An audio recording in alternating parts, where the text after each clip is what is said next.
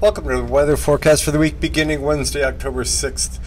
Chief Meteorologist John Ensworth here for Longmont Public Media. We have the moon back in the evening sky, first quarter moon, looking its best on Tuesday the 12th.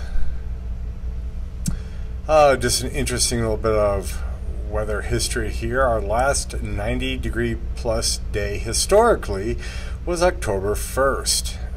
It was 90 degrees exactly in 1892. That's going back a ways.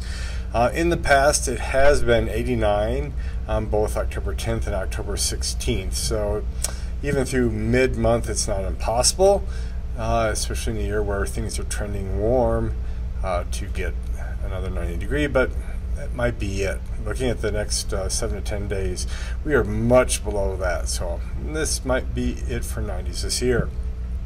Looking at drought conditions from last week to this, definitely getting a little worse on the eastern plains.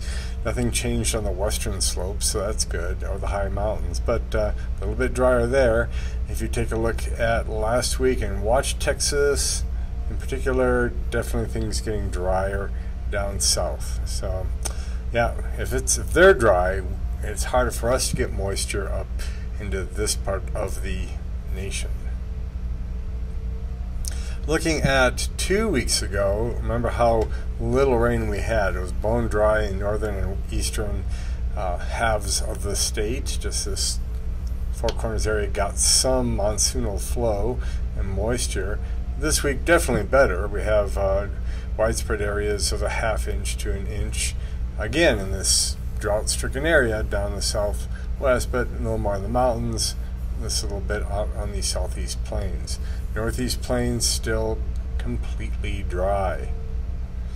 So some of the highlights we have over the next week before we watch through the animation is a little trough passing on Wednesday, so cloudiness is a little thicker that day, small chance of showers in the mountains, better chance of showers over on the western slopes, all around this big cutoff low over in Arkansas.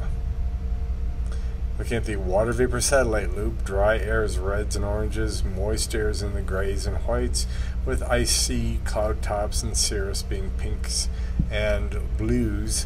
You can see that big swirl of that low over Arkansas, and a little extension of the trough over Colorado. Oh, my Sunday got wrapped around. Sorry about that. But you can read it. Sunday noon, we have another low coming in.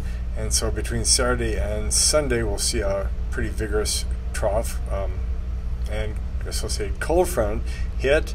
There's not a lot of moisture with it, so again, the western slopes will get more than we do on the eastern side of the state, but it's a harbinger of things to come. There's a little bit of ridge behind it, a little bit of ridge out ahead. The main ridge is down here in the Gulf. Moisture for Sunday is pretty good. Definitely some moisture on the eastern plains, but things just aren't going to be quite right for widespread rain. I'm only going to show the smoke at all levels for the next few days because it's largely missing the state, that ridge to our west pumping it up and over, and you can see the swirl here of that low as it tracks on up. There is definitely cooler weather and more moisture coming into California, so hopefully we'll see these sources of the smoke, the big fires out there, start to get some measure of control. Alright, for the next 3 days, really no chance of even convection around here for Thursday and then Friday. Wait for the weekend for something to maybe pop. Our normal temperatures, though, even though we're in the 70s and feeling nice about it, that's just because we've been in the 80s and 90s recently. The normal high temperature goes from 69 down to 65. That's our normal high right now, so definitely colder than it is. Our normal low is now in the 30s, but still above freezing, 39 to 36, but freezing temperatures are definitely possible. We've had them throughout all of October in the past. We have our chance of showers on the weekend. Not all the ensemble runs see that, and then for Tuesday, Wednesday, we have another chance of showers that we're going to cover in a minute. So that Tuesday storm is the biggest of the recent troughs. It's a giant cutoff with a deep trough around it, so definitely some energy. The oranges and reds that you see are the tendency of the atmosphere to rotate cyclonically, which is counterclockwise, which enhances lift, which allows clouds to form, rain, and thunderstorms if everything is right. This is a pretty vigorous low out here. Here's our high still parked over the Gulf of Mexico. And with that is a very cold system, a pretty cold system, with a lot of snow in the mountains. Take a look at snow levels, not snow levels, yeah, snow levels and also snow amounts in just a moment. Earlier model runs had rain and snow right down to the plains, which was pretty exciting. Might have had 1 to 3 inches of snow, and that's not completely off the tables for the I-25 corridor. Foot to foot and a half up in the mountains, which is a nice start to ski season, I hope. Now we have this big dry slot. The low is so strong it's pulling in, just sucking in dry desert air into the circulation. So you have wraparound here giving snow to the higher elevations, rain at the lower elevations, thunderstorms in here and freezing stuff, but the I-25 corridor out in the plains stays dry. So let's take a look at the upper level pattern. It's not set in stone. That's still almost a week away. So we see this cutoff low kind of move out. Here comes our trough for the weekend. Again, that's just going to bring in a good cold front, cool us down a lot to below normal. By Monday into Tuesday, this next bigger trough comes rolling in. It just looks like a bowling ball coming in. Look at that. So there will be some thunderstorms on the leading edge of that. Into Thursday we have northwest winds, northwest flow aloft, keeping it cool. Then we kind of switch over to a zonal pattern next weekend with flow west to east. Looking at temperatures, we start out again above normal. It should be in the 60s right now, and it's in the 70s, which is, you know, comfortable but still warm. You see that weekend trough bringing the cold front. You can see it sweeping down into Kansas, blob of cold air and down to Texas. Then Monday and Tuesday we warm up briefly, and then this huge area of cold weather moves in. You can see that powerful cold front shoving out onto the plains, very clearly marked there, and there goes the low up into Kansas. Canada, with the cold air into Kansas, eventually spreading all the way out into the Ohio Valley before moderating. The moisture map may take a vacation for fall and winter. It's not quite as useful because we don't rely on the ample amounts of moisture and daytime heating for afternoon storms like the monsoon season or the summer months do. But if it is really dry like there on Sunday and Monday, it's going to be very hard to get rain or snow. You can see that low pull in that Gulf moisture right there and then sling it up into Canada. It's a ribbon of moisture, and we are bone dry into later parts of next week and into the weekend. So taking a look at precipitation, future radar basically, going dry for Friday. You can see the storm kind of coming together to our northwest for Saturday into Sunday. The mountains get a little bit, the western parts of the state, now the southeast part of the state gets something, then thunderstorms head out into the plains.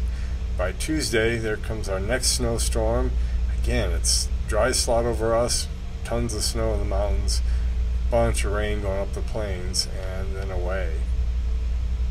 Right now, too strong and heading too far north for much to get out on the plains. It's interesting, the low pressure area that kind of forms off the east coast, but not worried about that. So for the next 5 days, the GFS keeps the northeast part of the state that was dry, still dry. And we should see the drought get a little worse. Over the next 10 days, that dry slot wins, if it's true, yet the mountains, northern mountains and northwest part of the state gets 1.5 to 2 inches of precipitation. It's a real contrast. Looking at snow for the next 5 days, just the higher mountains get some dusting from the weekend storm, And then our next storm, which had 1 to 3 inches of snow down on I-25 just a couple days ago, now has 22 inches of snow up in the northern mountains, a foot of snow in some of the central mountains and southwest mountains, but that's it. So for the next few days, we are above normal in the upper 70s. Then by the weekend, we cool down to normal with that cold front. Little chance of showers Saturday night with that front. Bone dry air comes in Saturday, so chances of rain are gone, and the next storm pushes in. Maybe I'm being generous, maybe I'm being swayed by our earlier models that actually gave us some precipitation for Monday, Tuesday into Wednesday, so I'm leaving 40s in, 40% chances in. Definitely cools down more. Well, we're at the beginning of a month, so before we go, let's take a look at the seasonal and October only chances of above normal or below normal temperatures and precipitation. The National Oceanic and Atmospheric Administration gives us a leaning above average chance of above average temperatures. I'm not quite seeing that correctly, but that's kind of the idea. And we have slightly above normal chances of above normal precipitation for October. That would be nice, and that's on the plains, so that's quite a contrast to what we're actually seeing so far. And then going the composite of November through January, above normal temperatures, or above normal chance of above normal temperatures, and about equal chances of either above normal or below normal precipitation, so pretty close to normal for the beginning of the winter. For frequent weather updates and local news, check out Longmont Leader, longmontleader.com. This has been Chief Meteorologist John Ensworth. Keep looking up.